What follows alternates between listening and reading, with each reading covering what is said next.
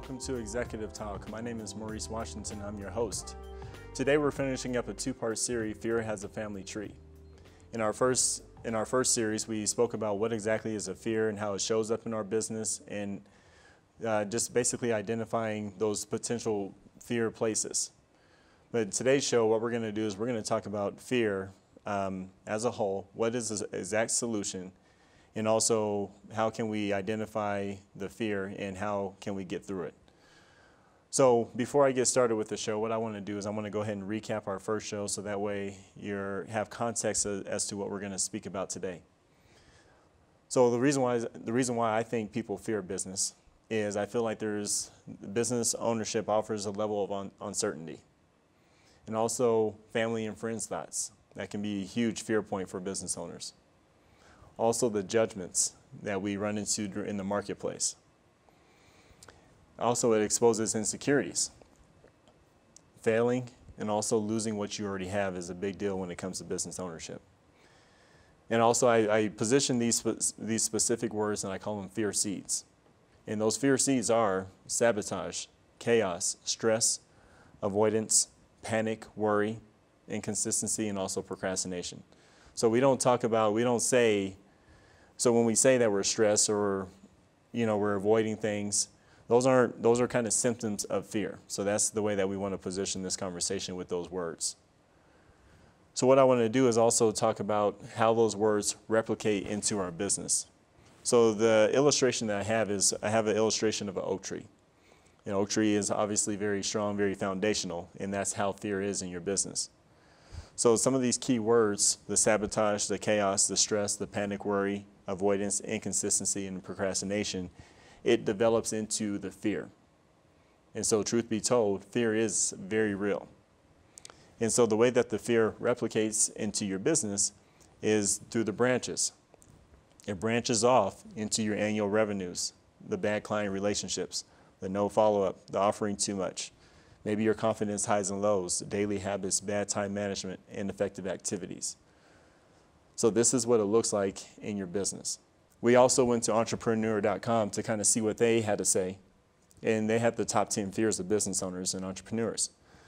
So not knowing where to start was number one. Number two is not being an expert, being considered lazy, not finding funding, not being believed in, also not attracting new customers, being incapable of handling success, failing the family, and not earning enough to recover an investment, and everything goes wrong. So those are some of the things that we keyed in on last week in our first show. But let's go ahead and discuss what exactly is that fear, because I think it's very important for us to understand that. So here's a quick concept, is that you can fake your fears. I feel like you can fake nervousness. I feel like you can fake your fear of public speaking. I feel like you can fake your fear of knowing what you're doing. Also, you can fake being extremely busy. We can also fake being productive. So you hear the statement in the marketplace all the time, you can fake it till you make it. So I really, truly believe that you can. So those are some of the things that you can fake. But there's something specific that you cannot fake. And truth is, what is the fear? The uncertainty in business equals the fear in business, which equals the revenues. Revenue is a key element that everybody fears in business, and that is the fear. And the thing that you hear also in the marketplace is you can't fake numbers. Numbers tell the whole story regardless. So unfortunately, the worst thing about this particular fear is that everything we do in business always relates to revenue. So what exactly are you going to be able to do with that? So let's identify the impact of this revenues and why is it so important? Why does it pop up so much? So let's go ahead and take a quick example here, and let's think about an entrepreneur that's been in business for about 5 years. So within this 5 years, the first year, this entrepreneur made $50,000. And then the second year, this entrepreneur did $80,000. Third year, it's kind of a rough year, went down to $45,000. Fourth year, $65,000, and then $75,000. So you saw a gradual increase over this year. So what's the truth about the years in business? The truth about the years in business is that it's the monetary part of business. So for that first year, it only represents specific to and it represents a specific time and space. So let's take year 2, for example. Why was that such an impactful year? Did the economy shift your way? Did you get a lump sum of cash and or did you have a huge account that really impacted your year and adjusted everything that you had? What exactly does that mean? Because if you look at the third year, the huge dip of that $45,000, does that represent a loss of that big account? Does that represent a family issue, something that got in your way of making that money? And then, as you can tell, you gradually, this particular entrepreneur gradually increased the revenue over the 4th and 5th year. So the truth is, we can't really focus in on the fact of how each year works because it represents a time and space. The truth in revenues is you have to look at the accumulation. You have to actually look at the true story. So the true story is the accumulation. So over these 5 years, this particular entrepreneur earned $315,000. And truth be told, that's not too shabby at all. That's something that you can really feel happy about. But you have to take it a step further. And that step further is look at the average gross revenue. So you accumulated $315,000, but then if you take your averages over that 5 years, you're sitting at $63,000 as an average gross revenue. And that right there is a true story, and that's actually your relationship to revenue in your business. So now what we did is we uncovered the uncertainty, and now we're bringing the truth to the table at this point. So this is where the discussion actually starts. So then, after you understand your averages and where exactly you're at, you have to ask yourself these questions next. How much of that accumulation, so this goes back to the accumulation of that $315,000, how much have you saved over that period of time? So you have 5 years of accumulating $315,000. What does your bank account represent at that current moment in time? Were you able to save $50,000? Were you able to save $20,000? Or maybe you're somewhere hovering over $1,000. There's a relationship to money on that. So, next question. Have you set your business up so your finances can help you feel secure? What is your specific, in knowing that there's an uncertainty issue in the very beginning of opening up your business once you got your tax ID and you started your first day, what is your security level? What do you need to actually feel secure to naturally operate and not think about money as you're out there working your business? What is your business recovery system? That's a very, very valuable question. When you think about what happened in 2008 to everybody, okay, no matter if you're an entrepreneur or you work for a specific company, what is your recovery system? If that was to happen next year, would you be ready would you go through it cleanly? Or would you have major turbulence in your business and you're potentially running out of business? What have you set up year to date to make sure that your business is always in a recovery mode and can securely continuously grow? So when is your exit date? You know, we'll get into this a little bit earlier, but when you opened your business, did you open your business with intention?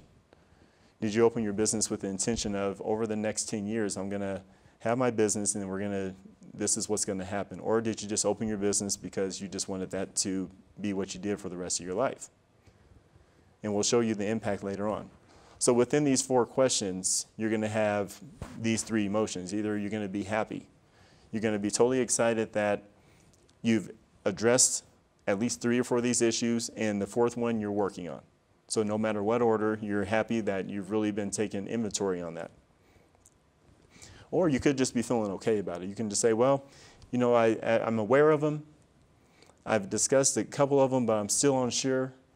But, you know, I feel okay. There's nothing wrong with that. Or you can be just flat out irritated. And so with your being irritated, that means that you're still unsure of your business model. The uncertainty is taking over your everyday interactions. Okay? That means that you have not addressed maybe 3 or 4 of these issues. And so it's leaving you in a weird place right now for your business to truly start to excel. And that's something that you have to really take inventory on. And with that inventory, I think it also starts with the definition of success. Because I don't know what the rule of thumb is in business, but every time you talk to an entrepreneur, typically, and this is typically, their definition of success looks like this. Well, you know, now that I'm a business owner, I want to make a 6 or 7 figure income.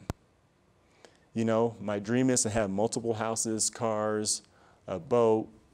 You know, there's just this extravagant lifestyle on the back end of business ownership that they're setting themselves up for. Also, maybe they're setting themselves up to have employees. Maybe they want to hire somebody else to help them with their day-to-day, and that was their dream and that was their vision. Maybe it was multiple locations. Maybe they wanted their business represented in Colorado, California, and also Florida. Maybe that's what they wanted to do so they can potentially travel to these locations, or maybe just travel outside of the world whenever they want to. Maybe they set up their business so they can come and go as they please. So maybe that was your true definition of success.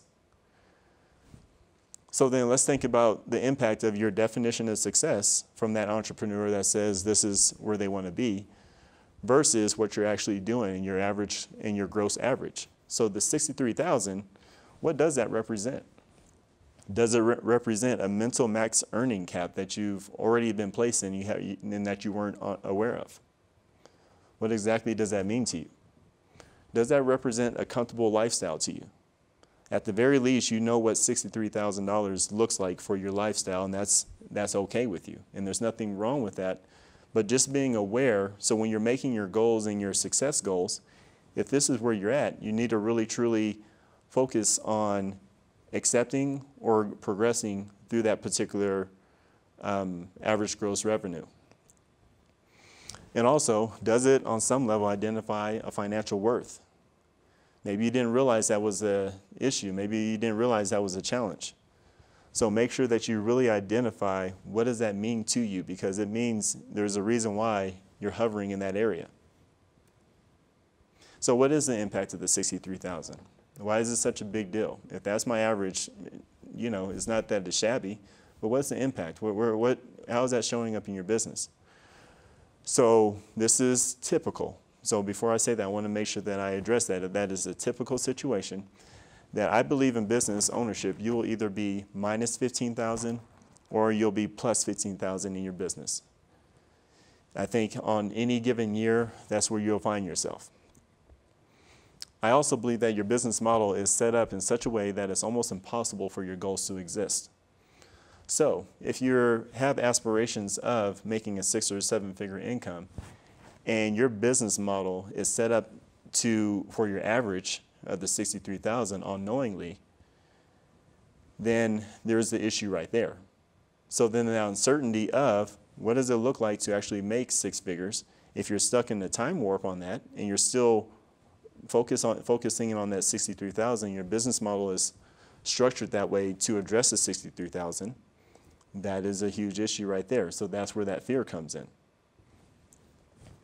And this could also be an unknown conditioning from your past career. Maybe you had a career where that was the highest income that you made, or you had 80,000 or 100,000 at some point. And within that year, you had a great lifestyle. You got really settled, things were great, and there was no question about how you lived at that point, and money was not an issue. And maybe you got conditioned that that's where you want to be. Above all else, that's where you condition yourself. So when we talk about the fear seats, they actually represent fear habits. So not only are they fear seeds that develop the fear, but they also are your go-to fears. They're the things that kind of come into the place of, well, if I start going over and above my actual goal, well, let me create some fear habits so that way I don't go over and above and I don't feel that angst to actually be successful. And truth be told, if you really want to get down to the dirty details of this impact of the 63,000, this fear actually costs you, in this particular example, if your true aspirations is a 6-figure income, this fear can cost you $37,000. So if we look at the numbers over this period of time, in the year 3, in year 4 and year 5, how you had to climb back up, and also the first year. When you look at where you're sitting and what the impact within those 5 years, there's $37,000 on any given year that's really messing up your averages and keeping you at a specific place. And you really, really have to truly take a look at the impact of that fear in the average gross revenues, because it's a $37,000 loss in difference to actually reaching your true area of success and your true definition. So that 6 or 7 figure income starts there. So you have to start potentially with six figures before you get to 7, depending on how everything is set up. So I want to go to the solution. What is the solution of this whole bubble? So it starts with you. So if you think about it, it starts with your mindset on business.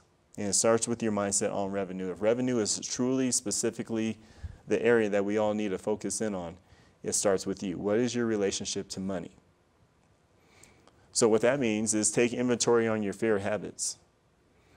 When things go really, really well, what do you revert back to sometimes when they go well? So let's say you have 3 months of doing really well in your business, and then do you get comfortable? You say, whew, I've been doing an extremely good job. There's no need for me to do anything more. I'm okay. I'm going to go ahead and take a long vacation, and then I'm going to start only working 3 or 4 days out of the week.